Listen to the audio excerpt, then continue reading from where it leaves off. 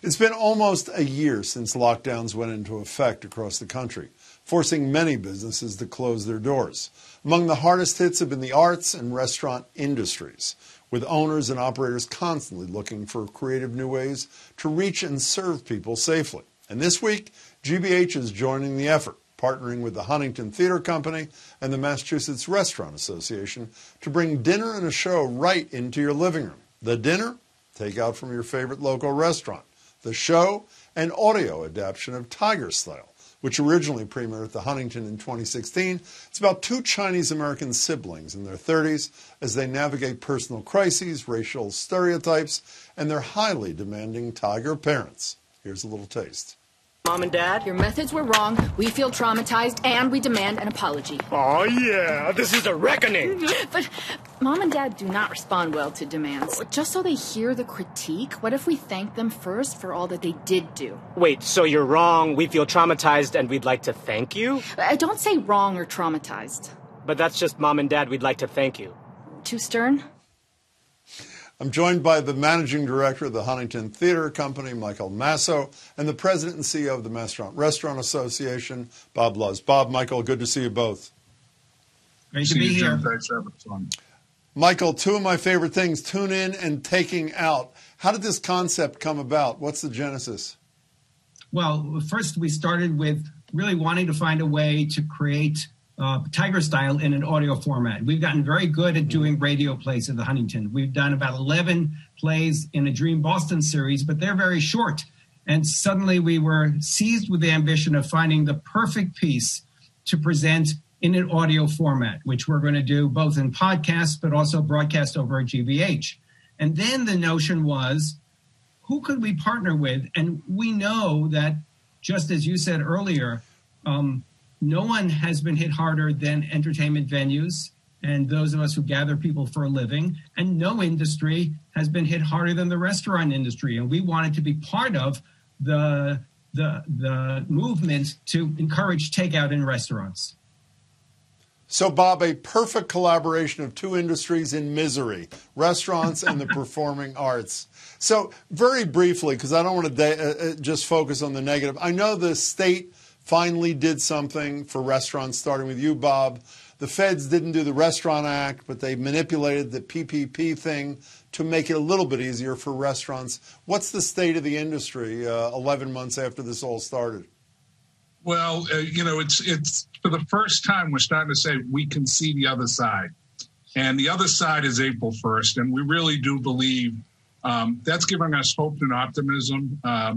We still got a long, hard swim to get to the other side, and it's not without dangers. But to be able to see it for the first time is important. And come April 1st, we have a lot of shots in arms. Our staffs will be vaccinated. People will be coming out. Weather will be warming up. Outdoor dining was the hit of last summer, and so you can see the future hopefully from there. Michael, I know there was a fairly decent bump in the most recent $900 billion package for the performing arts. I know it doesn't fill the whole hole, but are things better or it's still pretty desperate states?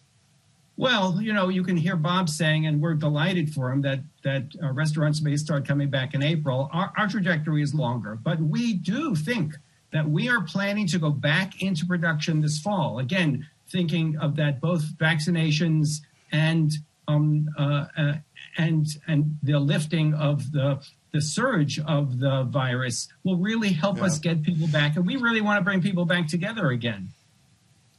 Okay, Michael, back to Tiger. I'm sorry, go ahead. Well, I'm just going to say, in terms of the money, yes, we do think there's federal help coming. It's a little complicated. They haven't issued the guidelines yet. We don't know how to apply.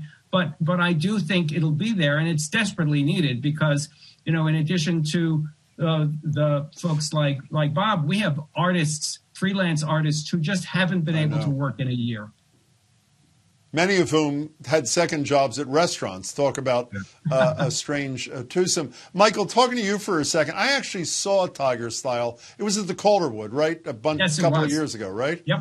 So I'm guessing that you picked this not only because it was well adapted to radio, but because it's two 30-somethings who are having a hard time, and we're all having a hard time. Is that part of the motivation, or am I off base? No, absolutely. And also, frankly, it's a moment in which to deal with stereotypes about race. It's a moment to deal with feeling sort of that your ambitions have been thwarted in the world, just as you said. And it's also, frankly, and on the other side, just uproariously funny. And we believe that we can all use a little funny at this time. Bob, one of the things that I have to say I've learned, we've all learned on radio and TV here, forced to learn because of the pandemic, because there are a lot of things we can do differently that actually may survive the pandemic to make our work better. And as I was preparing to see you two guys tonight, Bob, I said to myself, why did people like Michael Maso and Bob Laws not think of the exact same project before? It helps restaurants, obviously, another reason to have a takeout meal, and it helps the theater. You go to a far broader audience than the 300 or 400 or 500 people who can sit in the theater. So, Bob, starting with you, are you learning lessons from the pandemic like this that will survive and prosper post-pandemic?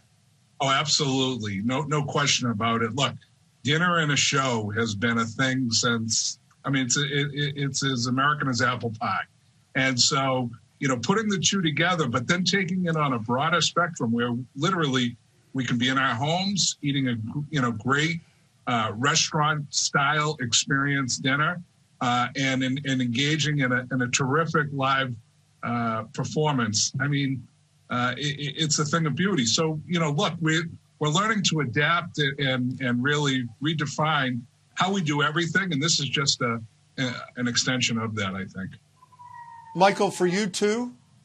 Absolutely. Our field has changed forever. So, for example, when we go back to performances in the fall, we recognize that there are people who may not be comfortable sitting in a theater with hundreds of other people. And we don't know what the social distancing rules will be. Yeah. And so you're going to have an opportunity to either come to the theater or get a delivery of a very good recording of the play at home while you're eating takeout from Bob. Well, I want you to know, gentlemen, I can only speak for myself, but I assume thousands of others. I will be tuning in and taking out promptly at 6 o'clock on Saturday, and I can't wait. It's a great venture, and good to see you both, and I wish you the best of luck. Thanks so much. We look forward to you experiencing it and people all across the area. Indeed. Again, you can hear Tiger Style this Saturday starting at 6 p.m. on GBH Radio 89.7. Stream it on the GBH News app or catch it online at wgbh.org/tigerstyle and order takeout in time for the curtain to rise.